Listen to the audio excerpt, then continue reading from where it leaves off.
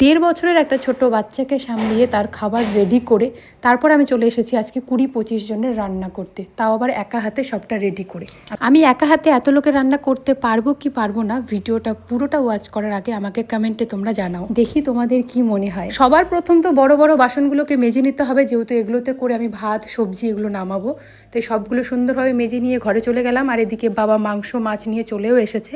আর এদিকে দেখো 20-25 জনের জন্য আমি ডাল একেবারে সকাল সকাল বসিয়ে দিয়েছি রান্নাঘরেই। ভেবেছিলাম বাবা বাজার থেকে আস্তে আস্তে আমার এদিকে ডালটা হয়ে যাবে, আর হয়েও গেছে। ডালটা সম্বার দিয়ে দিলাম, তারপর একটু জিরে দিয়ে নামিয়ে ফেললাম। এখন চলে এসেছি প্রথমে মাংসটা ধুয়ে নিতে, তারপর মাছটা ধুয়ে নিতে।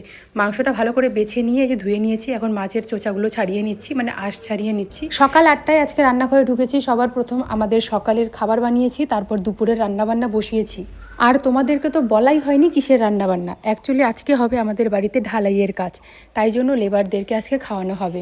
বেশ কিছুদিন ধরেই ওরা আমাদের বাড়িতে কাজ করছে, বলতে পারে কন্টিনিউ 2-3 মাস ধরে। আমরা ভেবেছিলাম যেদিন ওদের কাজ শেষ হবে সেদিন আমরা ওদেরকে একটা খাওয়া দেবো। তো সেই অনুযায়ী সব দায়িত্ব আমি একা নিয়ে নিয়েছি।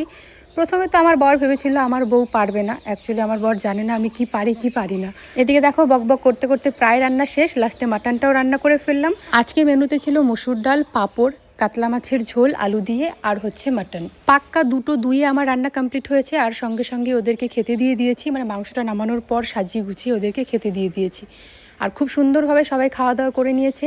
আর আমার রান্নাটাও টাইম মতো হয়েছিল জন্য আমার খুব মনটা খুশি ছিল। জানি না তোমরা বিশ্বাস করবে কিনা, আমি যা রান্না করেছিলাম সবার পেট ভরা হয়েছিল, কারো কম পড়েনি এবং খাবার নষ্টও হয়নি। আমার ছেলেটা আমাকে সারাদিন দেখতে পায়নি আজকে, যেহেতু কাজ করছিলাম, তাই ওর মুখটা একদম ছোট হয়ে গেছিলো। স্নান টান করে বাবুকে নিয়ে একটু বাইরে এসেছি, তারপর চলে গেছিলাম রাতে আবারও খাবার বানাতে।